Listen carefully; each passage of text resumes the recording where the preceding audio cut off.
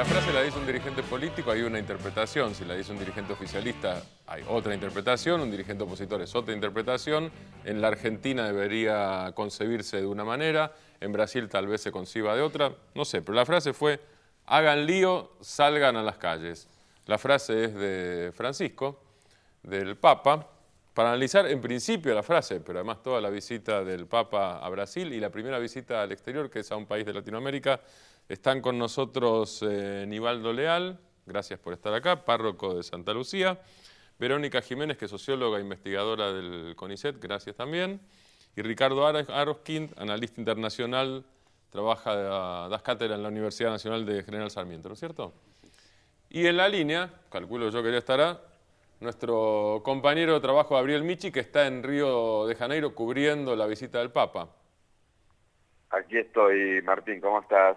Muy bien, gracias Gabriel.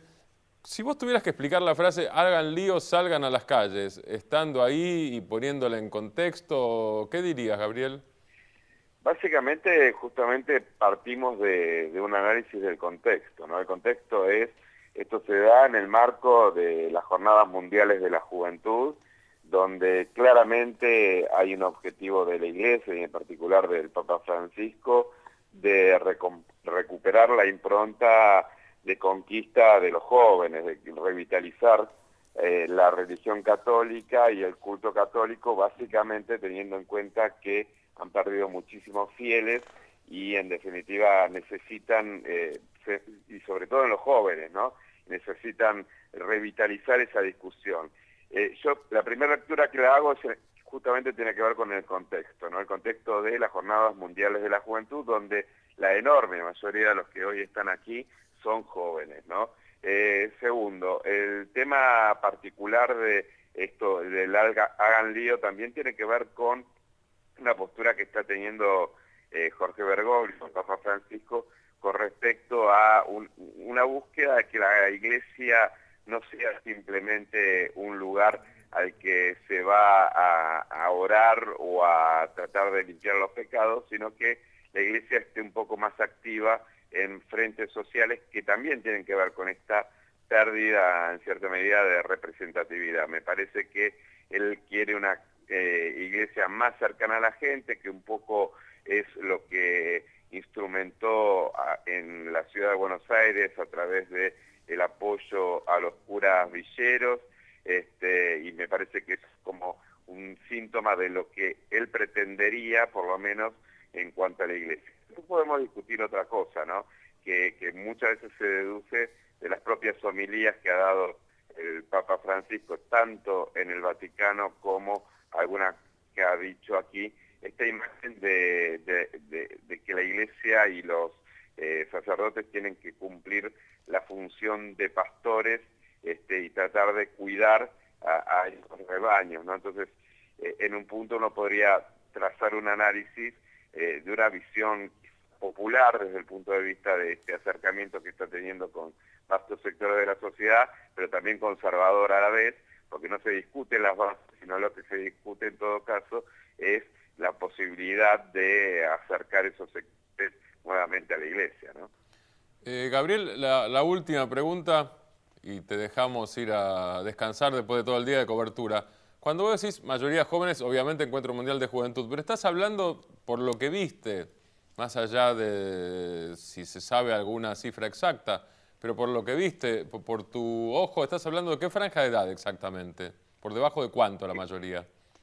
¿Franja de edad me decís o De franja edad, sí, o proporción? de edad, ¿Edad? sí. Mira, tenés un promedio, yo te diría, de entre 16 y 18, 19 años. Y te diría que de lo que vos ves en la calle, la proporción es alrededor de un 75-80% de jóvenes. O sea que estás hablando Sí. entre adolescentes y jóvenes. Exactamente, sí, sí, sí, sí, se ve mucho eso, se ve mucho también el movimiento parroquial, ¿no? O sea, no es que los jóvenes han venido solos por su cuenta, en general muchos de ellos han venido a partir de la convocatoria de la parroquia de su barrio o del movimiento en el cual ellos participan, esto también es cierto. Hay casos obviamente de personas que han hecho quizás han tomado una decisión más personal de participar de esta jornada, pero en general vienen bastante más organizados. Gabriel, muchísimas gracias, te mando un abrazo y buen descanso. Bueno, muchas gracias Martín, un saludo por ahí. Gabriel Michi, el enviado de CN23 a Brasil, a Río de Janeiro. ¿Qué es para ustedes hagan lío? Nivaldo, vos asentías en algún momento en el relato de Gabriel. Digo, ¿vos querés lío como sacerdote? ¿Y qué significa para vos? ¿Cómo lo interpretás? Bueno, buenas noches. Buenas noches. Bueno, en palabras de Francisco, Gabriel lo decía muy bien, en el contexto de la juventud, digamos, apela a los jóvenes, lo más propio del adolescente o del ser nuestro, el humano joven, es la rebeldía, ¿no? El querer cambiar las cosas, el darle para adelante, la fuerza. Entonces, Francisco en ese contexto también quiere eso, digamos. Eso significa para mí hacer lío, digamos. Uno hace lío cuando no está conforme con las cosas, pero que a la vez quiere sumar. Uno hace lío solamente por una disconformidad que no lleva a nada, ¿no? Sino que un lío que quiere cambiar las cosas, ¿no? Y sí, me encantaría, ¿no? Que los jóvenes. Yo pregunto esto específicamente acá, porque hay un detalle que conviene precisar. Que el Papa dijo esta frase ante la delegación de jóvenes argentinos, no en la misa en general. Claro. Digo, entonces el hagan lío, y la frase es más completa, porque dice, hagan lío, dice, la Iglesia no es una ONG, critica lo que define como culto al dios dinero. Dice que también en Río va a haber, que en Río que haya lío, exactamente. Y después dice, no quiero comodidad, defendámonos de todo lo que es clericalismo y de lo que es comodidad. Esa es otra parte de la Claro, y bueno, pero eso es, pues dice lío, ¿no? Digo, como más general. Y además después pone a los abuelos, ¿no? Y disculpame una cosa, dice, quiero agitación en las diócesis, es otra frase. Y bueno, es eso, es revolución. Es la revolución. De amor, claro que sí. De querer cambiar el mundo, eso es impresionante. Verónica.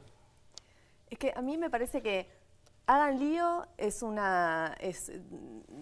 habla del auditorio más que de lo que dijo Francisco. Ajá. A mí lo que me parece central en esta idea es la iglesia en las calles.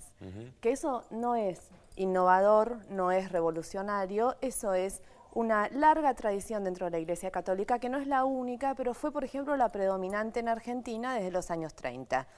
Que la iglesia no esté adentro de la sacristía, sino que esté en la calle, afuera, que esté con los estudiantes, que esté con los obreros, que esté con los campesinos, es decir, una iglesia que penetra en la sociedad y, por supuesto, que esté con los políticos, que influencie en el Congreso, que esté presente en la sociedad. A mí me parece que hacia esto es a lo que apunta Francisco, y en este sentido no es una transformación. Lo que sí aparece como una transformación es la elección del sujeto que encarna esa transformación, que es la juventud. Y aquí tampoco es algo que aparece como demasiado innovador, porque el primer papa que puso a la juventud en el centro fue Juan Pablo II, que fue precisamente el que inventó las Jornadas Mundiales de la Juventud, que la primera se hizo en el 84 en Roma y que se vienen haciendo cada 2 años, 3 años a veces, y que son realmente reuniones muy masivas de jóvenes, porque en realidad hay como una curva de involucramiento con la iglesia, que nosotros lo tenemos bastante estudiado, que es hasta que los chicos salen de la secundaria. Entonces, por eso lo que decía Gabriel, 16, 17, 18 años. ¿no? Claro, son los que participan en las parroquias, más que nada. Que participan en las parroquias, los que están en las escuelas católicas. Ese es uno de los núcleos duros, fuertes, a los que apunta Francisco, y esa es la juventud que estaba ahí. Juventud organizada. Gabriel decía de parroquias, pero fundamentalmente de movimientos. Movimientos eclesiásticos como los Scouts, como las Acciones Católicas, como Comunión y Liberación, como el Opus Dei, como tantos otros movimientos que son precisamente los que organizan y movilizan a este grupo de activistas que son los que están sosteniendo más fervientemente el pontificado de Francisco. Nivaldo hablaba de... ¿Vos que dijiste revolucionario? Revolucionario. Primero dijiste rebelión y después revolucionario. Estoy bien. No. Me gustó mucho lo que dijiste, pero digamos. te pregunto. Bueno, sí. Las dos cosas son compatibles, Claro que claro sí. nada más. Digo, en eso... A ver, Déjame por eso preguntarle a Sí. Ricardo y después seguimos la ronda. Dale. Hay rebelión, hay revolución, hay un tema estilo, hay una elección de sujeto. ¿Qué hay para vos en esta visita y en estas primeras afirmaciones que ya no son solo gestos, ¿no? Me parece. Sí, me parece que hay un movimiento de la Iglesia como gran institución internacional. Yo lo voy a enfocar desde la política, ¿no? Sí. Es decir, pensar a la Iglesia como una gran institución política internacional que viene muy golpeada por, yo creo, dos temas fundamentales, uno vinculado a la corrupción, el Banco del Vaticano, y hay un montón de cosas de las que Bergoglio se está ocupando en este momento, y el tema de la pederastía y todos los problemas que han atravesado los títulos de la prensa internacional en los últimos años y que han desgastado también mucho, y con los cuales no pudo lidiar Benedicto. Me parece que lo convocan a Bergoglio, porque Bergoglio es un hombre que viene de afuera, de un poco de todo ese aparato. De la curia. Y que tiene esa frescura y esa forma de enfrentar a una serie de cosas que realmente está logrando introducir, digamos, como un cambio de clima adentro de la Iglesia. No sé si profundamente adentro de la curia de Roma y dentro de ese aparato muy duro que está en torno al Vaticano, pero sí está infundiendo, digamos, en las bases cristianas, católicas sobre todo, con un nuevo entusiasmo, por decirlo de alguna forma. Todavía muy impreciso, diría yo. Yo veía esto que le decía a los jóvenes latinoamericanos, hagan lío. Quisiera que en Europa también diga hagan lío, porque en el sur de Europa están pasando cosas muy terribles en la feligresía católica y también tendría que ir el Santo Papa a decirle hagan lío. Ivaldo, vos estabas por decir algo antes. ¿Era rebelión, está bien, revolución, las dos cosas? Las dos cosas, Las sí, dos claro cosas. que sí. Pero, bueno, ahora ¿De por ahí forma o de cuando uno... contenido? Por lo que planteó Verónica, digo, Verónica habla de elección de sujeto y de que hay, a ver si te interpreto bien, que hay un rescate de una tradición de la Iglesia, no hay una cosa absolutamente nueva, decís vos. No. ¿Es así? Sí, totalmente. Señor. Sí, bueno, ahora escuchando también las opiniones que me parecen iluminadoras también, porque uno, con respecto a esto, ¿no? Porque uno por ahí puede decir palabras sueltas, pero en la Iglesia siempre guarda como una tradición, ¿no? Por eso te de pregunto. leer las palabras, de leer, preguntarte digamos, las palabras a vos, exactamente. Y yo hablo de esto de revolución, de rebeldía, frente a lo que antes estaba como muy duro, ¿no? Dentro de la Iglesia. Dice, bueno, en Europa también, es cierto, el laico tiene que ser protagonista, tiene que ser, la Iglesia es de todos, digamos, ¿no? Y siempre el Papa Bergoglio, ahora Francisco, cree mucho en eso, ¿no? En la fe del pueblo, que el pueblo es capaz de movilizar desde las bases, de abajo hacia arriba, para hacer cambios. Bueno, en la juventud es la que tiene que hacer los cambios. Nosotros por ahí tenemos otra mirada quizás de las cosas. Entonces, a eso me refiero y a eso me gusta la palabra lío. Ser lío, digo, como para que nosotros podamos debatirla, es amplia, ¿no? Es decir, no dice hagan quilombo, hagan lío, dice, ¿no? Entonces, que es distinto, ¿no? Es como, y que tiene que ver un poco con esto, ¿no? Con la tradición de la Iglesia, de estar en las calles. Lo dijo en castellano, no sé cuál habrá sido la traducción al portugués, pero claro, allá. En castellano, en la Argentina se entiende bien esto. Claro, y bueno, es cierto que lo dijo ahí a los jóvenes argentinos, ¿no? Pero que en general después todos los, como el mundo lo toma y lo puede aplicar para sus países. Ahora, el lío es una forma hacia qué, porque me parece que estamos más o menos de acuerdo, que ustedes están más o menos de acuerdo en que hay o un rescate de tradiciones, o una innovación en tradición, o rebelión y revolución, como vos decís, pero al mismo tiempo vos hablas de tradición, y vos hablas, Ricardo, de la crisis política. El tema es hacia dónde. Bueno, yo puedo decir qué es lo que significa, lo que es lo que significó en los últimos, no sé, en los últimos 10, 20 años, la Iglesia en las calles. Significó manifestaciones contra las leyes de anticoncepción, por ejemplo, en el 2001 en la ciudad de Buenos Aires.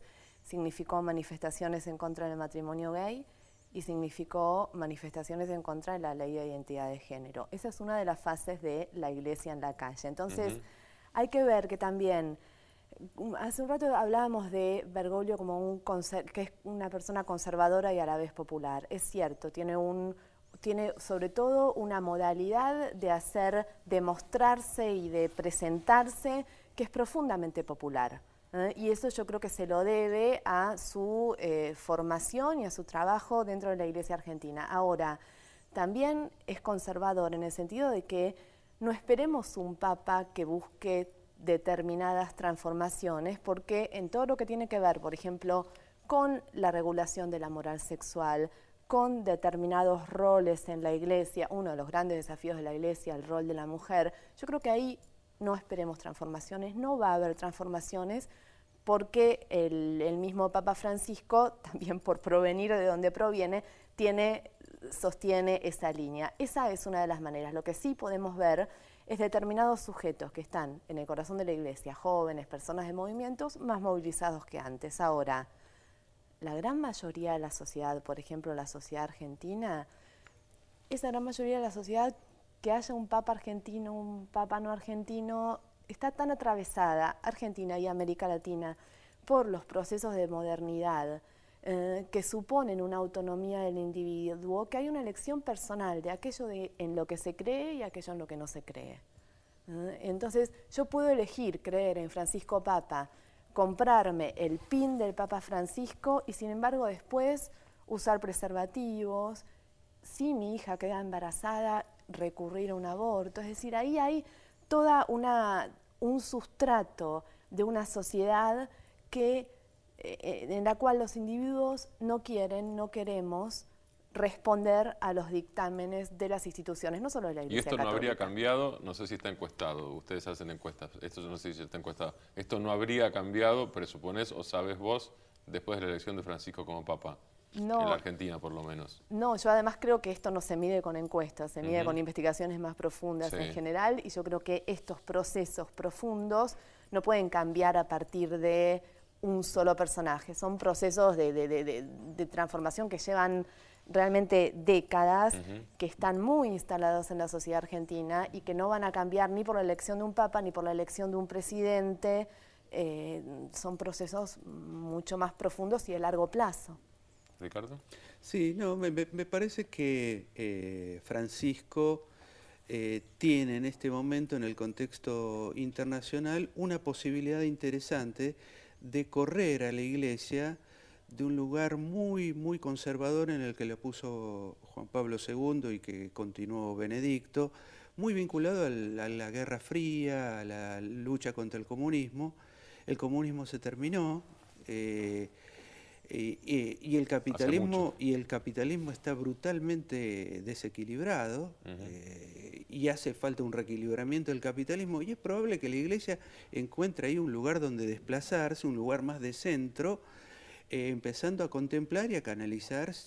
Pensemos que la feligresía europea de la Iglesia está en un periodo de descenso económico muy importante, y los jóvenes, esto de los que hablábamos nosotros, en Europa tienen 40-50% de desempleo. Es decir, parte de la feligresía le va sí, creo que 40% en Italia, 60% en España, a nivel juvenil, ¿no? Sí, son cifras espeluznantes. ¿A qué le va a decir esos jóvenes? Si les dice, hagan lío, tiene un sentido muy especial en Europa. Hubo un gesto que a mí me pareció encuadrado con lo que dice Ricardo, muy importante. Yo lo rescato como el principal gesto que tuvo el Papa, que fue ir a Lampedusa. Lampedusa es la isla donde están esas especies de guetos, campos de concentración para inmigrantes que vienen de África. Sí. Y él visitó ese lugar. Para mí ese fue... Que es el lugar donde muchos, y él lo dijo, muchos se mueren cuando están llegando, cuando están tratando de llegar de África. Se mueren en el cruce del Mediterráneo, cruzando en barquitas. Para mí ese fue un gesto que es mucho más renovador hacia la política europea que el decirle a los jóvenes hagan lío, que ahí sí se entronca con una larguísima tradición de la Iglesia latinoamericana de ocupar la plaza, ocupar la calle para presentar un determinado proyecto de sociedad, que recordemos no siempre ha sido democrático además, ¿no? Seguimos discutiendo después de un corte, a ver si les parece a ustedes que habrá otras provocaciones como la de Lampedusa en América Latina. Ya volvemos.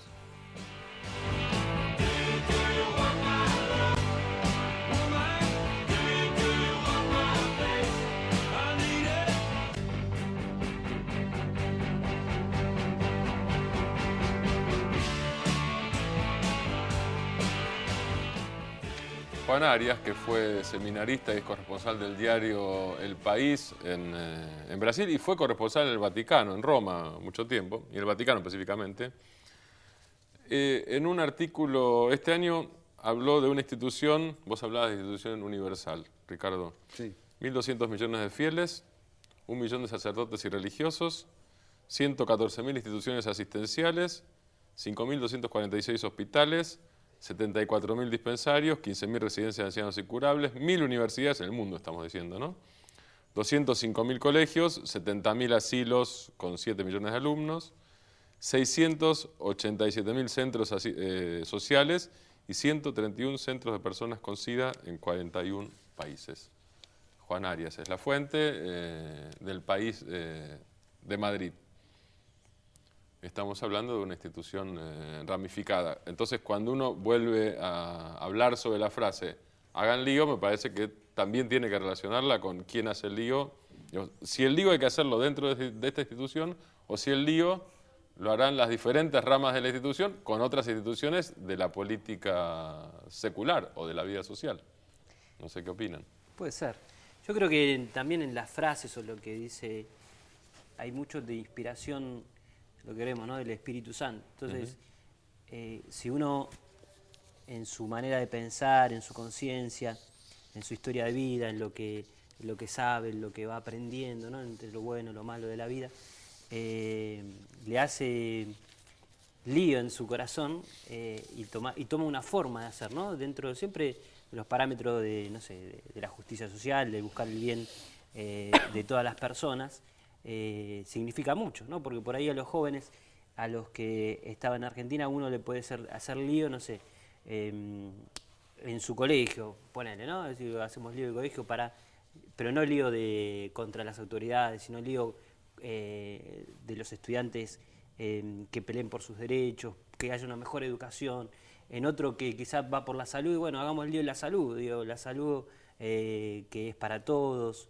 Me parece eso, digo, la inspiración también de las palabras en uno tiene que golpear fuerte. Tu interpretación es, digo, en términos pastorales, digo, ¿vos vas a hablar de esto o ya hablaste de esto hoy? ¿En tu parroquia? No, en realidad lo charlamos un poco con otros curas, digamos, no es que lo hablé con la gente, ¿no? Digo que con otros... Porque supongo que esto que vos estás diciendo aquí se lo vas a decir a la gente de alguna manera. Claro que sí. Por ahí uno puede elaborarlo. Lo vas a elaborar, lo vas a interpretar, claro, lo vas a adaptar. El Evangelio también, de la manera que uno hay que mirar a alguien, un referente nuestro es Jesús, ¿no? En su manera él hizo lío también cuando estaba, ¿no? Una revolución del amor, digamos, ¿no? Vino para eso. Decía, ¿no? En una parte del Evangelio, yo no vine a cambiar nada, pero vine a traer fuego, digamos, por así, el fuego del Espíritu, el fuego de poner unos contra otros, ¿no? Es decir, a las personas mismas, ¿no? Ricardo, perdóname. Ricardo, si yo te interpreté bien, si no, corregime. Tu visión de lo que Francisco representa hasta ahora es el paso de una iglesia ultraconservadora a un papado conservador. ¿Es más o menos así? Digo, conservador... Porque antes dijiste sí, no sé si usaste la palabra ultraconservador o muy conservador, digo, sí, hablando de Juan Pablo II digamos, en la disputa internacional, claramente una iglesia alineada en la derrota del campo soviético, digamos, y en todos lados internamente expulsando a los curas, a la teología de la liberación y a los curas más comprometidos socialmente. Esto fue así, tanto con Juan Pablo II como con Benedicto, que era un poco el ideólogo de todo este movimiento muy conservador, muy reaccionario. Y me parece que si Bergoglio lee bien la cosa, e incluso la Iglesia lo convoca a Bergoglio justamente por lo que tiene de original, de distinto, de fresco, me parece que la Iglesia puede encontrar hoy, en un mundo que está terriblemente desequilibrado, un punto más cercano al centro, digamos, conservando todo este espíritu conservador en las costumbres, en la lucha contra contra los anticonceptivos o los preservativos, etcétera, etcétera, pero en el terreno social haciendo un énfasis más grande en la movilización, en reequilibrar un poco cosas que están extremadamente mal en el sistema mundial. Verónica, ¿vos qué opinás en términos internacionales, ya no solo argentinos? Me parece que efectivamente ahora Bergoglio, cuando pasó a ser Francisco, pasa a jugar en otra escala. Y en esa escala es una institución que es una institución enorme, que sin embargo no es ni nunca fue una institución monolítica.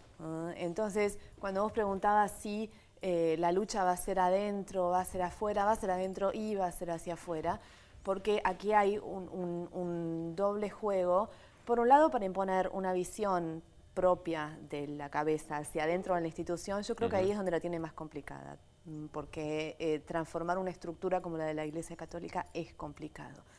Y por otro lado... Después, perdóname, además de un papado muy largo como el de Juan Pablo II.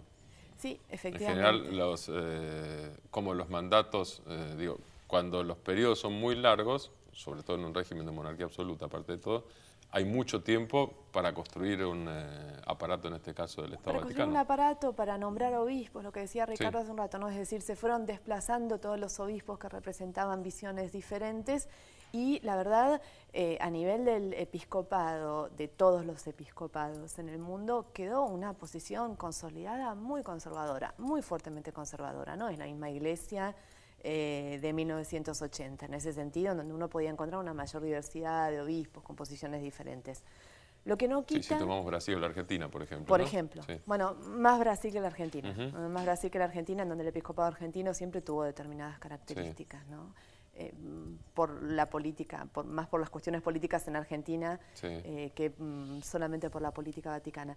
Y por otro lado, yo creo que sí va a haber algún mayor interés en las cuestiones sociales, pero yo insisto que aquí, si bien es cierto que Juan Pablo II representó un papado sumamente conservador, por no decir ultraconservador en el alineamiento internacional, era un papa al que le gustaba muchísimo hablar de la pobreza.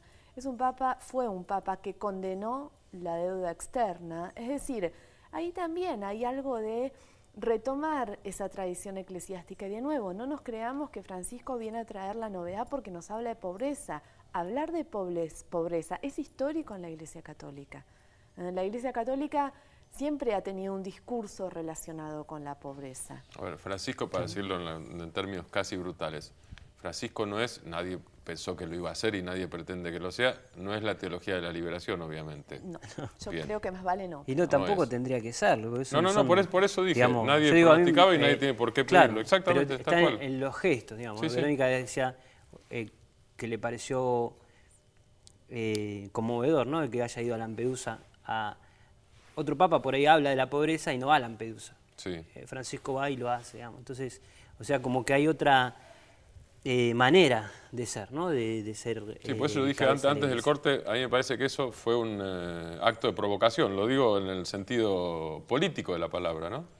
Es ir a irritar a quienes querés irritar en el lugar donde sabés que lo vas a irritar. Digo, por ahí entran, una Europa donde la xenofobia crece, y la xenofobia en algunos lugares, en varios países de Europa, cogobierna, por otra parte, Grecia, por ejemplo, pero no solo Grecia, cogobierna en varios lugares, entonces ahí directamente es ir a, elijo Lampedusa para irritar. Claro. Calculo que eso debe haber sido. Y marcar también una línea de diferenciación con el papado de Benedicto, que había tenido al revés un discurso fuertemente anti-islam, es decir, había construido de alguna manera en el discurso al islam como el enemigo de la cristiandad occidental. Sí. Para mí eso sí, ahí hay otro cambio. Un cambio de eje, para mí ahí hay un cambio de eje. No en el otro tema, para mí en la cuestión de la pobreza es más un retomar una larga tradición que innovar.